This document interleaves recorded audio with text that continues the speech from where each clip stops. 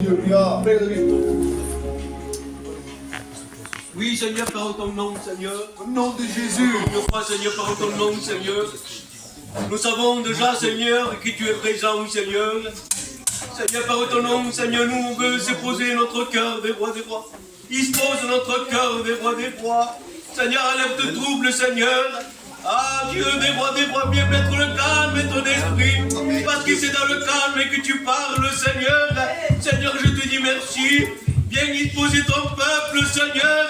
Pas dans les rangs, Seigneur. Seigneur, je te dis merci. À toi la gloire, mon Père. Prends-toi toute la place. Je te dis merci, Père. Amen. Alléluia.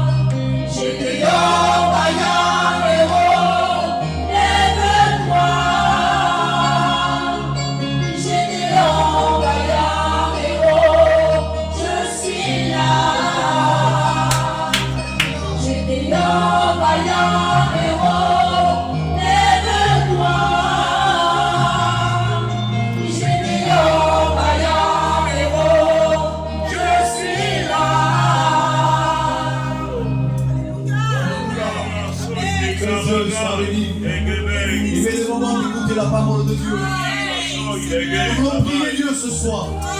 Que Dieu nous parle à travers son serviteur.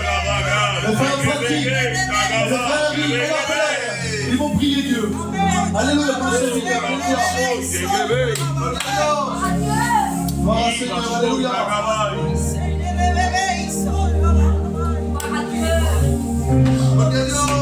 Merci Seigneur. Accomplis ce présent dans le cimetière. Seigneur, toi tu dis à ton nom, mon Dieu. Ce soir tu parles, Seigneur, de peuple à toi, Jésus. Mets le calme dans ton esprit, mon Seigneur. Donne-nous mon cœur disposé, Seigneur. À comprendre, mon Sauveur. Amen. Alléluia. Je te rendre grâce une fois de plus, éternel. Nous présentons le porteur de ta parole, éternel Jésus. Seigneur mon Dieu, on écoute ta parole dans nos cœurs, éternel Jésus. Viens, Seigneur mon Dieu, manifester à chacun d'entre nous ce soir, Jésus. Bénis ton peuple à cette soirée, Jésus. À toi remet toute la gloire à cette soirée, Jésus. Je te dis merci, éternel. Amen, Jésus. Que Dieu soit béni. Amen. Que Dieu soit béni. Vous savez, je savais que je devais annoncer la parole de Dieu. J'étais en train de faire un message neuf. Et cet après-midi, j'ai fait des visites et j'ai senti dans mon cœur que je ne devais pas apporter un message pour plaire aux gens. Si on veut plaire aux hommes, si on veut être... Il y en a comme ça, malheureusement, c'est comme ça. Ils veulent apporter un message pour épater. Il était neuf, il y avait des points. Je comparais un homme comme étant l'église et c'était Dieu qui m'a la donné, mais il m'a dit, Paul, c'est pas le moment. L'église n'a pas besoin de ces paroles. Garde-le au chaud. C'est du pain pour plus tard. Et il m'a donné un thème. Peut-être je l'ai prêché, mais il va me le donner différemment. L'église, on passe des combats difficiles. Ce n'est pas des petits combats qu'on a. Ce n'est pas un petit ennemi qu'on a. S'il est grand, de tout temps, il a déclaré la guerre à Dieu. Il a commencé à déclarer la guerre dans le ciel.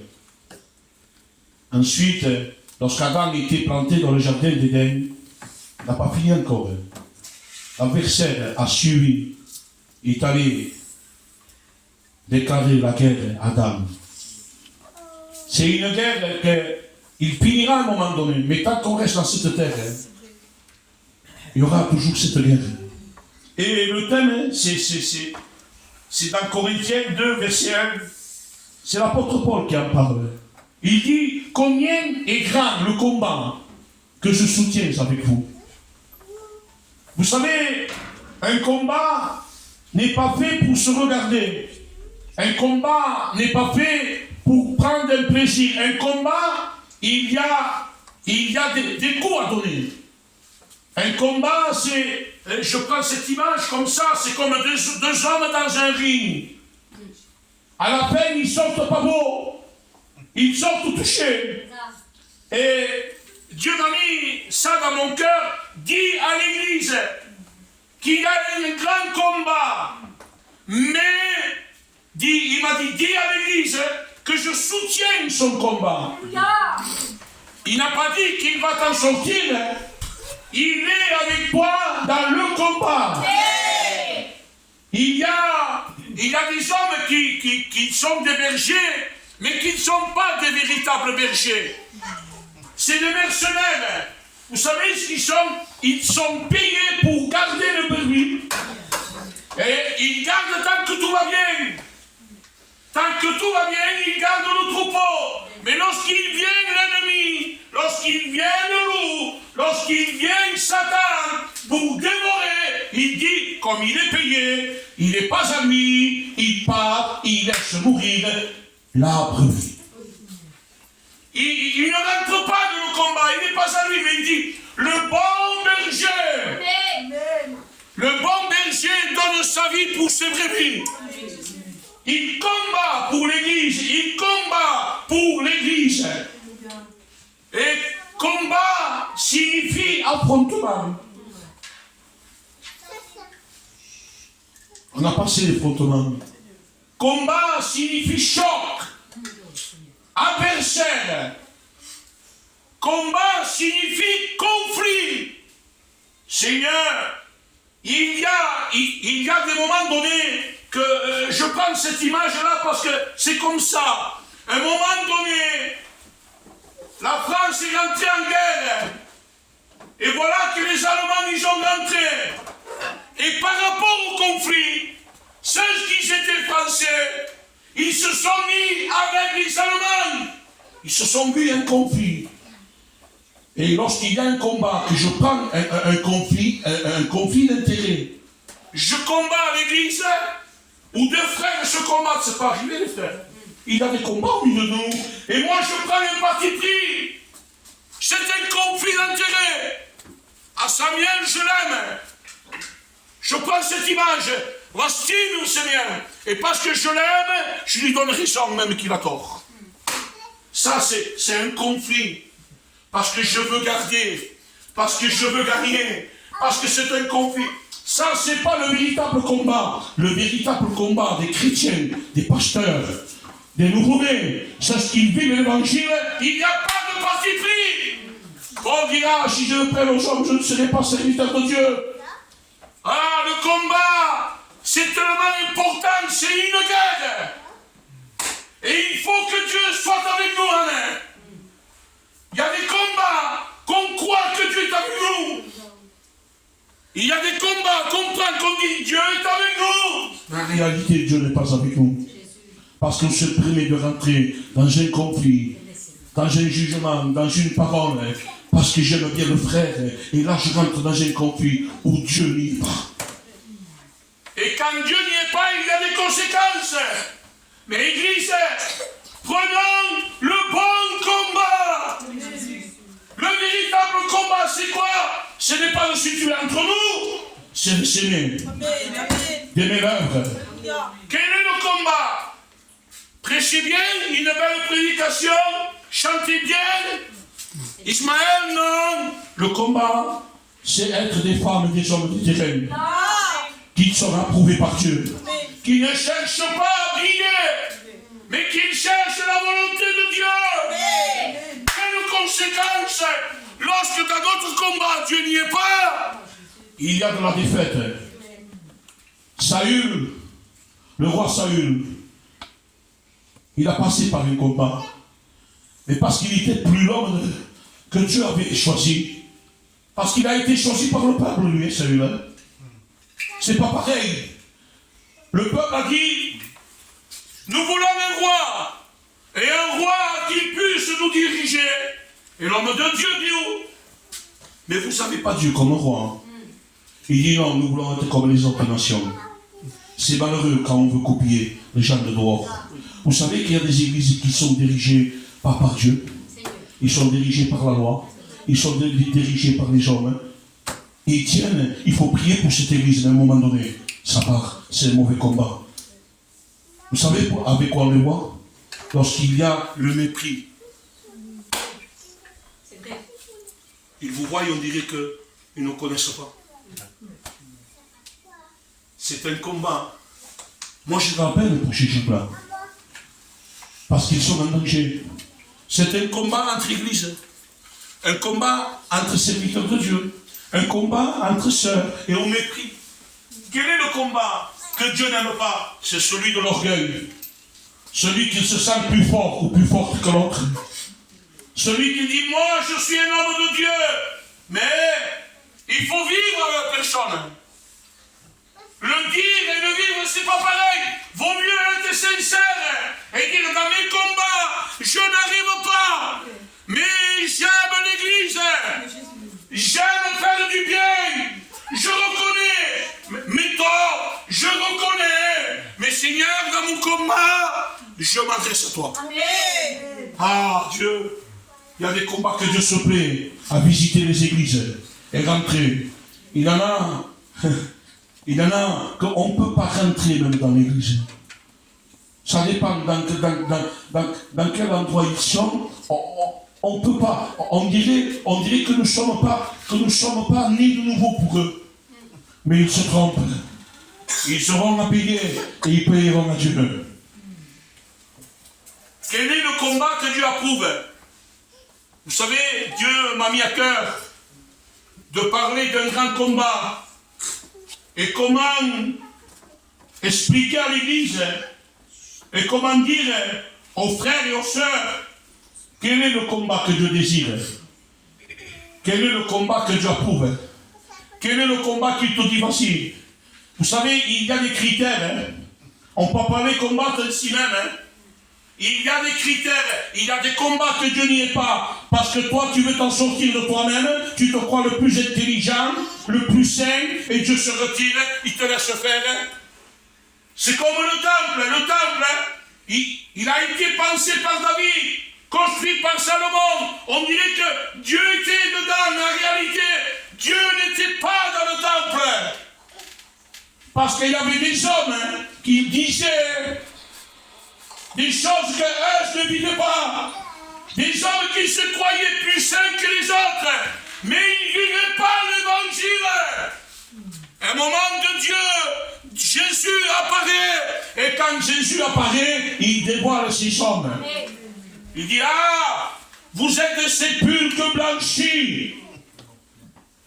Il dit à un moment donné, mais c'est étrange ça que Jésus dit ça. Il dit, écoutez ce qu'ils disent.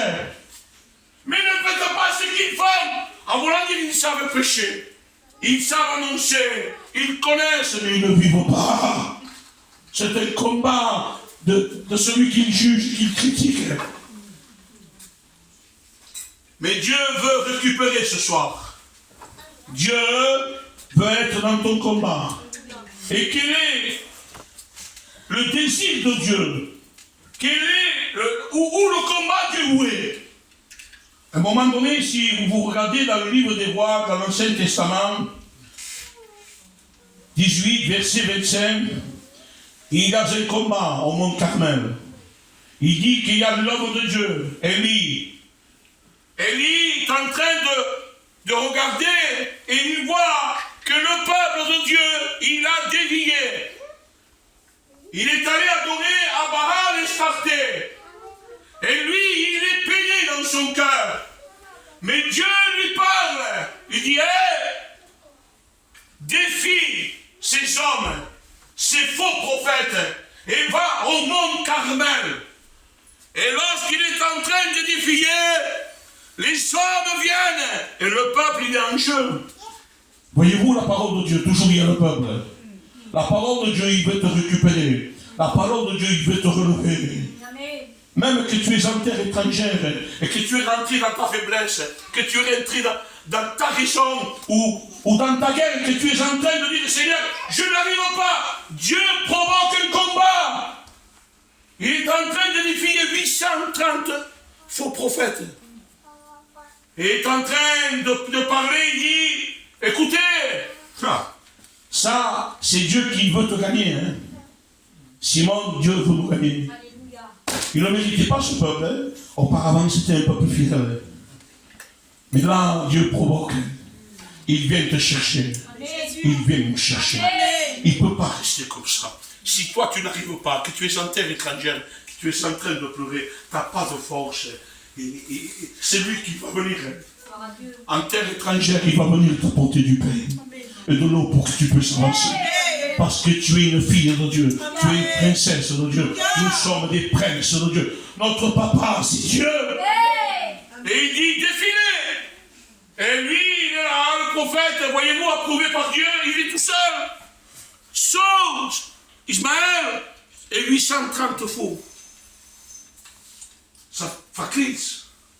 830 hommes qui sont en train d'adorer, de prier, faclise. Et lui, il dit, regardez, on va faire quelque chose. On va faire un sacrifice. Et celui qui répond par le feu sera le véritable Dieu. Et il dit, commencez-vous. Commencez. Et il le laisse faire. Et lui, il est assis.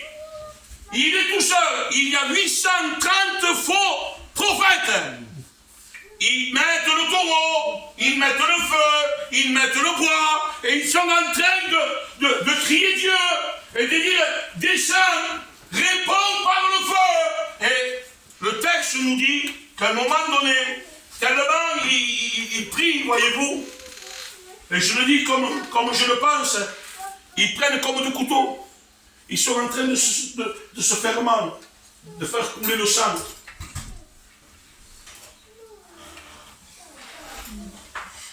C'est pas un problème, ça. Les faux prophètes prient aussi. Et l'homme de Dieu, il est assis. Il sait que Dieu est avec lui. Et lorsqu'ils font tout ça, il n'y a pas ni voix ni réponse. Ni voix ni réponse, Ismaël. Et lui, avec l'autorité, il dit, ah, ça y est, vous avez fini. Il dit, est-ce que votre Dieu est parti à vacances? Il dit, hé, laissez-moi faire maintenant. Il se lève. Il commence à regarder le peuple. Il dit, hé, le Dieu qui répond par le feu sera le véritable Dieu. On dit, vous revenez, hein. Dieu fait tout ça pour que tu reviennes. Hein. Ne reste pas dans ton état. Hein. Parce qu'il t'appelle. Hein. Parce qu'il t'aime. Hein. On ne le mérite pas. Hein. Joseph, on ne le mérite pas. Qui c'est qui mérite? Moi, le premier, je ne mérite pas. Mais son amour. Son amour. Et sa miséricorde. Il est Dieu. Et il dit, laissez-moi faire maintenant. Il s'est fait. Tout le monde se tait. Il n'y a plus de cri, il n'y a qu'un seul homme. Dans une montagne. 800 hommes en train de crier fort. Enfin, crie chaud, hein. Vous savez, parfois, c'est pas dans le cri que Dieu est. C'est pas dans la quantité, c'est dans la qualité. Ça veut dire quoi? Ça, être sec, mais pas chaud. Il ne faut pas se le prendre comme ça. Avoir un cœur pour Dieu. Avoir un amour pour aller trouver quelqu'un qui est dans la défaite. Allez le voir, allez le visiter, donner un mot d'encouragement, parce que là c'est ça, hein. Il dit maintenant, attendez, hein. Laissez-moi faire, il dit qu'il prend, parce que premier c'est chronologique, hein. Il dit, l'autel était à terre. C'est ça les critères. On ne peut pas demander le feu sans que notre cœur soit rétabli. Hein. Faites attention, hein. Parce que si on veut que le feu descende, sans que le cœur soit arrangé avec Dieu, il n'y aura pas de réponse. Il dit qu'il prend l'autel. Ça, c'est le cœur de l'Église, c'est ton cœur. C'est ton cœur, Simon. C'est mon cœur qui est à terre. Hein. Parce que j'ai des problèmes, parce que je pleure, parce que je suis faible, parce que je suis prêt à abandonner, prêt à tout jeter. Mon cœur est à terre et ça me va. Mais qu'est-ce qu'il fait, l'homme de Dieu? Qu'est-ce qu'il fait? Qu'est-ce qu'il faut faire? Il dira à la Bible, jeune homme, jeune fille, donne-moi ton cœur. Et il est en train de rebâtir. Il relève l'autel. Il relève l'autel, il attend. Il dit qu'il met le bois. Ah, c'est normal. Il met le bois. Et là, vous savez ce qu'il fait? Il fait quelque chose de surnaturel. Il prend de l'eau, il le met dedans. Jusqu'au haut.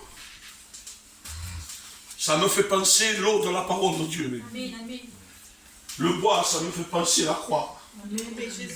Et là, il y a une note que Dieu m'a donnée il y a bien longtemps, mais je vais la partager avec vous. Il prend le taureau, il le coupe à taille. Je dis, Seigneur, il le coupe, il était un coquin, les pattes à taille. Et lorsqu'il est là, il dit, lorsqu'il fait ça, il met l'autel, et là il commence à invoquer le Dieu d'Abraham, d'Isaac et de Jacob, le véritable Dieu.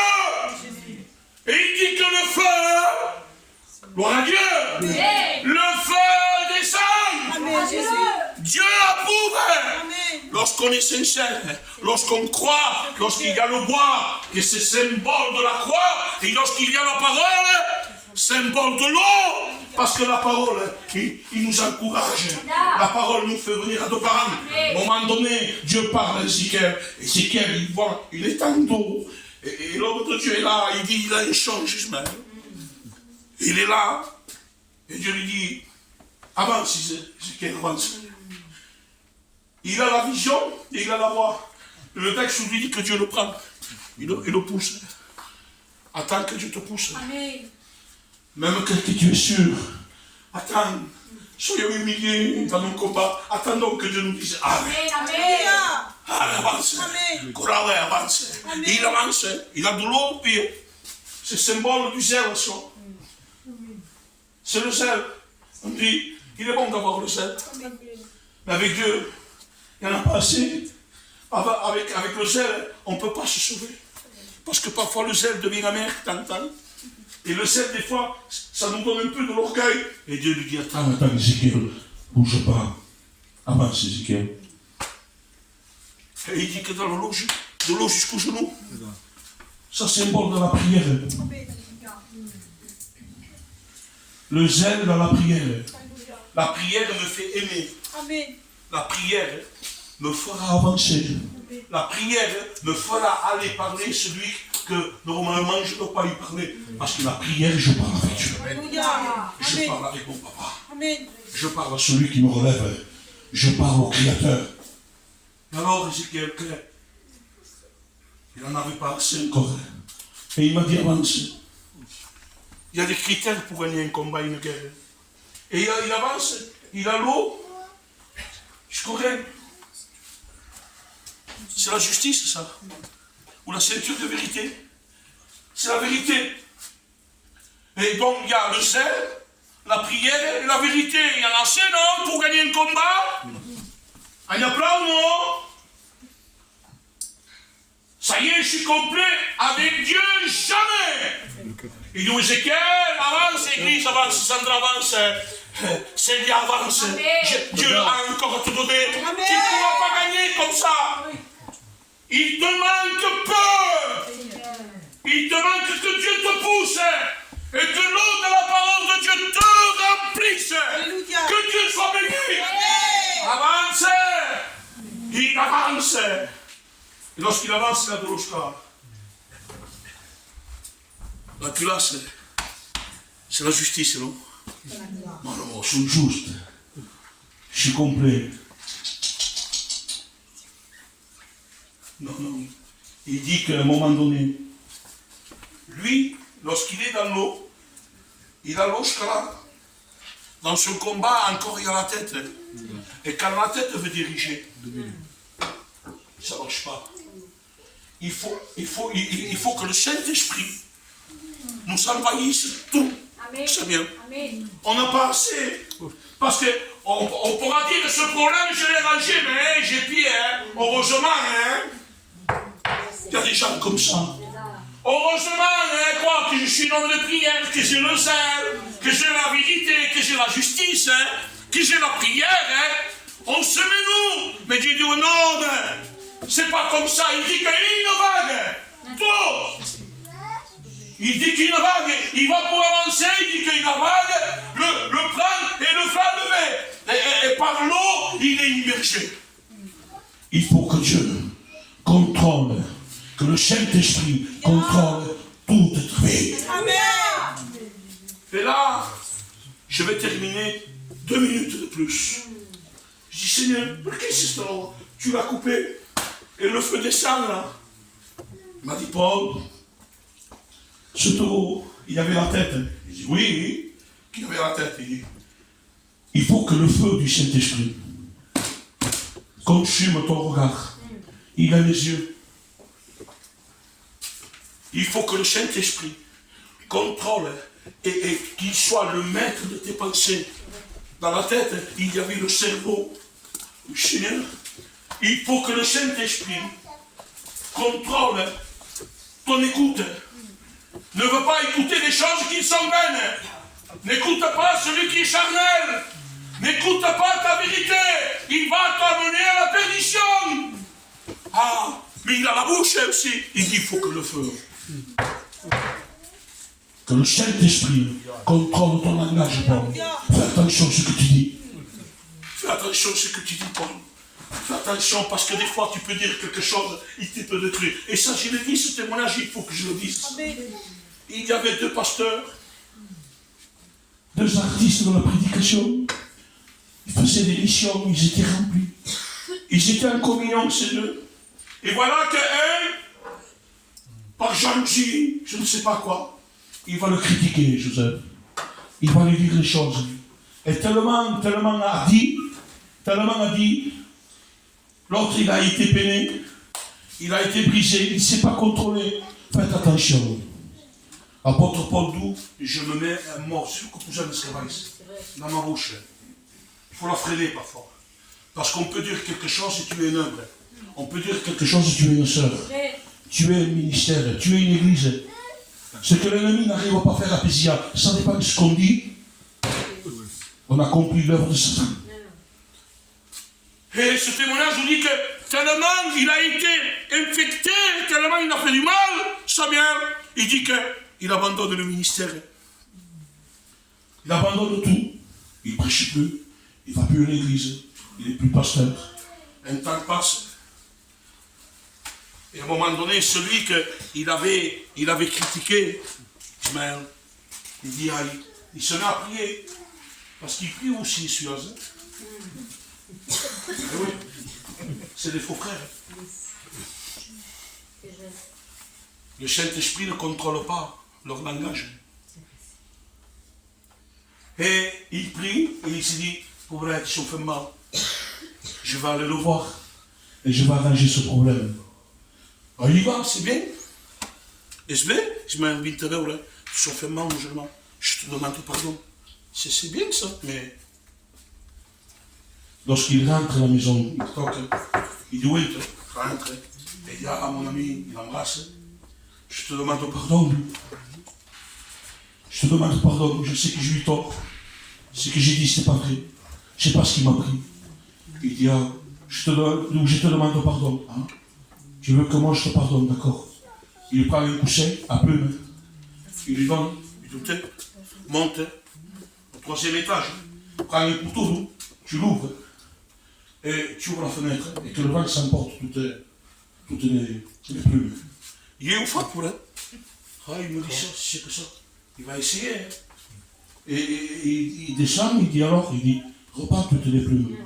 On va les chercher. Il me dit, je ne peux pas. Voilà ce que tu as fait. Lorsque le Saint-Esprit ne contrôle pas, lorsque le Saint-Esprit n'est pas en premier, on ne peut pas faire du bien. Ismaël, c'est dangereux ça. L'église, je veux dire, ce témoignage que j'ai à cœur. À un moment donné, j'étais en train de prier à l'église mère. Et j'ai repris le goût de la prière. Parce que ça se perd ça. Moi je l'ai perdu, je ne sais pas vous. Mais à un moment donné, on le perd ça, je ne sais pas pourquoi. Faute de négligence, faute parce qu'on est comme ça. Et à un moment donné, je dis Seigneur, j'aimerais aller à l'église mère, prier Dieu. Et je me promenais vers là-bas et je trouve une clé. Je dis quoi? Voyez pour voir. Il était à côté. Je prends la clé, je la mets et il ouvre. Mais moi, je n'ai pas fait comme ça. Donc, chaque matin, j'y allais, je priais. Chaque matin, je priais. Et j'étais béni. J'ai prié pour ma maison. J'ai prié pour mon petit-fils. J'ai prié. Et j'étais béni, Seigneur, j'étais béni. Mais à un moment donné, lorsque j'étais rempli, un mois ou deux après, chaque matin, j'allais, je passais 1 heure, 2 heures, 3 heures. Premier, j'allais, je passais 2 minutes. J'ai pas prié premier. Joseph, j'ai rentré dans l'église, j'ai touché les murs. Il y a comme brotte qu'on a fait des expériences seulement. J'ai eu l'appel au ministère là-bas. Mon premier message, c'est là-bas que j'ai prêché. Je me suis converti là-bas. Donc ça me faisait du bien, j'ai resté 1 minute. Et puis ne me disait pas, j'ai resté 1 heure, 2 heures. Et à un moment donné, que ça faisait 1 mois ou 2, après mon cœur était rempli, Joseph. Et à un moment donné, j'étais en train de prier. Il me dit, Paul, va pardonner. Ah, Seigneur, Comme frère. Parce qu'il y avait des gens que malheureusement, c'est comme ça, ils nous font mal. Ils sont païens, hein, et des fois, ils font des choses qui c'est pas bien. Je dis, Seigneur, je n'arrive pas. Lorsque je le vois, mon cœur me fait mal. Et lorsque je le vois, il faut que je tourne, je ne suis pas bien, je ne me sens pas bien. Il me dit, écoute,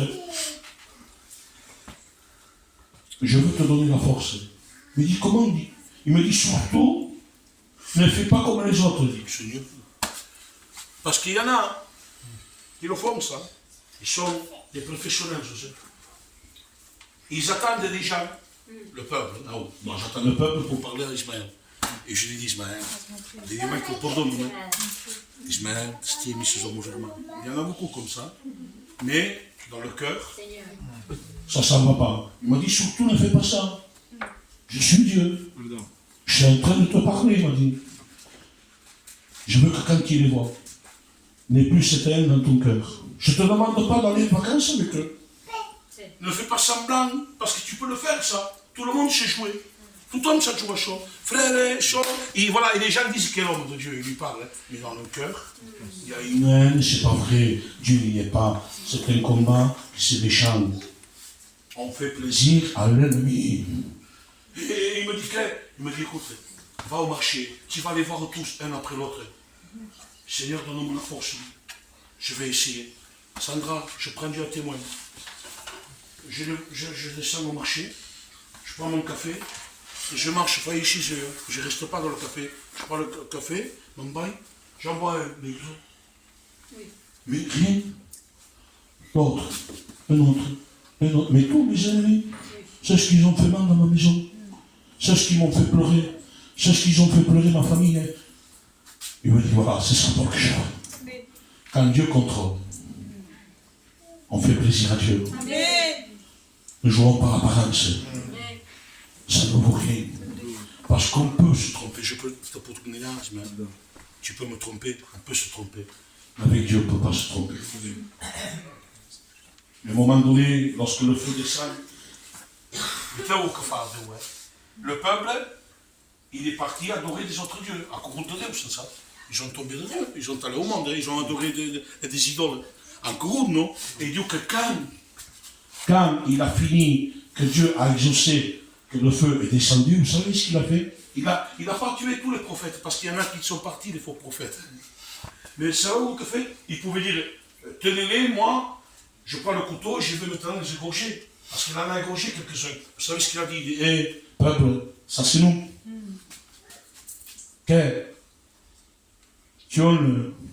Je te permets de prendre le couteau aussi. Parce que tu es revenu à Dieu. Et maintenant, parce que tu es revenu, coupons les ennemis ensemble. Ne vous coupez pas entre vous. Ne vous mordez pas entre vous, entre nous. Non, non, non, non. Mais servons Dieu. Amen. Que Dieu soit béni. Amen. On va s'incliner. On va s'incliner. Il faut que le Saint-Esprit consomme. Que le Saint-Esprit contrôle. Que le Saint-Esprit nous dirige. On a besoin de ça. Amen. Seigneur, dans ma guerre, sois